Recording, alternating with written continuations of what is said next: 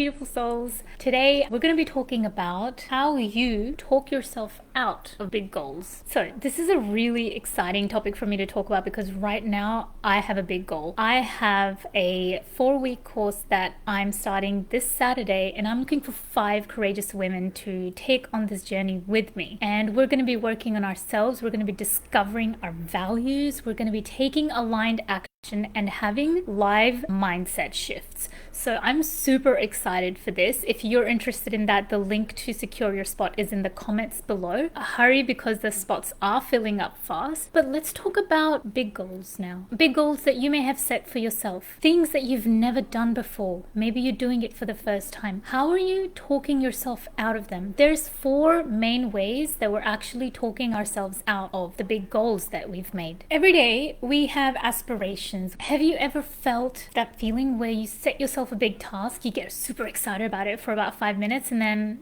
you just feel either really overwhelmed, you feel scared, you feel deflated, and just completely discouraged and just disinterested in that? Have you ever felt like that? If you have, you are not alone. I have definitely felt the same. It's completely normal. It seems a bit counterintuitive because obviously it's something we want to achieve, but we talk ourselves out. Why? Number 1 is we have a fear of failure. What if things go wrong? What if it's the worst case scenario? What if I completely fail? And these questions that we ask ourselves, they're not coming from excitement. They're coming from a place of fear. And that's what we've got to recognize. If we want to do something, if you want to emotionally back yourself as well while doing the thing, you've got to feel excited about it. And if for whatever reason you're not feeling excited, forcing yourself to do it is not the solution. You have to change the emotional state where you're coming from so that it naturally flows out of you and you don't end up in burnout. This fear of failure is quite common, especially if you're doing something new for the first time and maybe you don't have experience in it. As humans, we have a negativity bias. Our minds always tend to go to the negative when it comes to new territories. For example, let's say back in the day in the wild, we're trying to go to a new territory that we've never been, maybe for hunting or finding like any berry bushes, for example. Our brain and our mind is immediately going to go to, is there predators in that area? Are there any dangers in that area? Is it safe? And we naturally think more about the negative things and the fear side of it because it's been a survival mechanism for us. So recognizing and understanding that the fear of failure is actually triggering a survival response helps to reframe it. You can question it. You don't have to just accept it as fact. This is what we do. We accept it as fact and then we talk ourselves out of that big goal. No, I'm not experienced. It's not going to work. Or I don't know how to do it. It's not going to work, for example. The second way that we talk ourselves out of big goals is surprisingly a fear of success.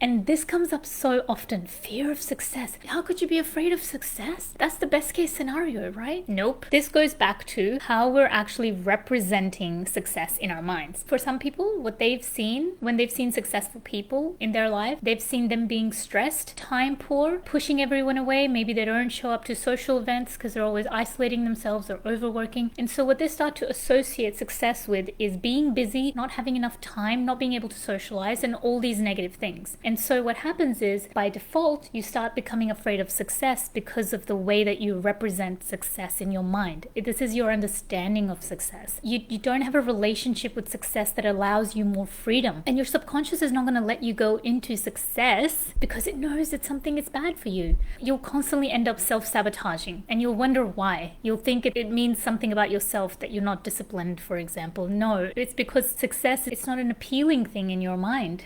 You've made it very unappealing by associating it with all these negative things. To come out of that and actually following your dream is to reframe your relationship with success. Start seeing success in the best case scenario being you have more time, you have more freedom, you can choose to spend it socializing or working if you want to, you have a lot of energy. And when you start associating with those things, that fear of success will not get triggered. And so when you have a big goal, it's going to start making you feel excited because it gets you closer to more time, gets you closer to more freedom, it gets you closer to being more choosy about who you spend time with, and it becomes an appealing thing again. I know this is quite paradoxical because it comes up so often. People think, oh, nobody's afraid of success, everyone's afraid of failure, but they're kind of true, but yeah.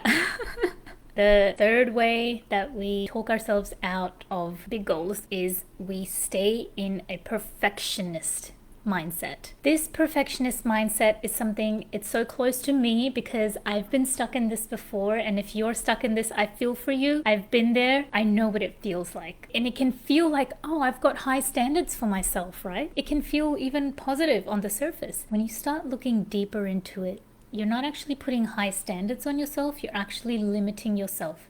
You're not allowing yourself to fail. You're not allowing yourself to take detours. You're not allowing yourself to adapt to the changes as you go on. Because the thing is, when you're trying to achieve something big, inevitably you're going to discover things that you've never done before. And the perfectionist mindset might tell you, I should be able to do this, and I should be able to move past every obstacle in the easiest way possible, and I need to be perfect because I know how things work and I can learn how things are. This perfectionist mindset is not realistic. It's based in fantasy, and it's based in an ideal standard. It's a fantasy. You're fantasizing about being perfect. But when it comes to the reality, you're going to have challenges. You're going to have difficulties. It's better to anticipate them rather than trying to pretend that they don't exist or they're not going to come up for you because your standards are so high. And what inevitably starts to result when you don't accept the adaptive changes that you have to make and you limit yourself to this perfectionist attitude, it leads to overwhelm because you start to feel bad about yourself. You start to feel frustrated. Then instead of getting excited about the goal, you've gone into perfectionism to overwhelm. And all that excited energy is now going into the drained, exhausted energy. Let's have a little bit of emotional mastery here and recognize what's happening. Okay, it's totally normal to go through this. The more we practice, the easier it's going to get, but it's going to feel difficult. It's going to feel like you're out of your comfort zone when you're first trying to get out of this perfectionist mindset. But trust me, it will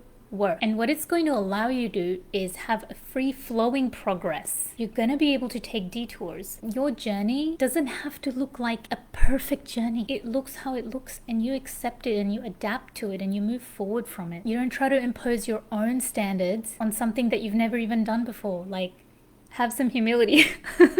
The fourth way that we talk ourselves out of big goals is lack of self-belief. This hits home for me as well because for years I have struggled with low self-esteem and things like depression and anxiety. And I know it's quite common right now as well for young people to be going through this. And I think partly it's because of that isolation that we experienced during the 2020s. And now we're coming into a place where our self-esteems are so low and we don't have that social support either. The loneliness epidemic is at an all-time high, yet we're too busy talking about diseases. But I think the biggest disease is the disconnection that human beings feel with other human beings. It's honestly quite sad. Once we start believing in ourselves, we know that we can achieve things even if we haven't done them before. It allows us to grow into our potential and not just accept the worst case scenario for us. Listen, it has to come back to how you talk to yourself. Having that self-belief in yourself, having that clarity, that conviction gives you the certainty.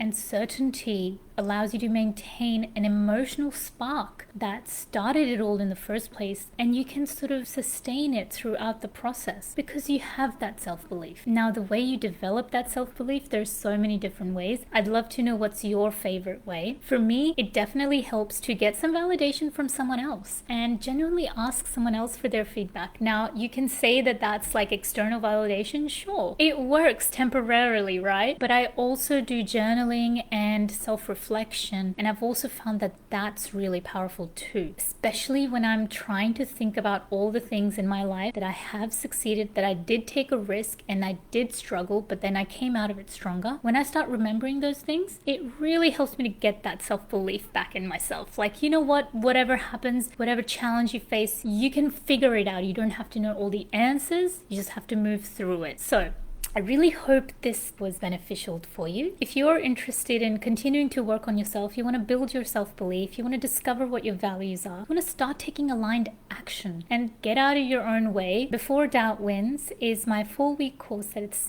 starting on this Saturday, and we're going to be taking a journey every week in 60-minute sessions. I'd love to have you there. Because it's just in the beta test right now, I'm offering it at 90% off. So if you're ready to take this step, the link is going to be in the comment below. And I really hope to see you in the next one. Bye.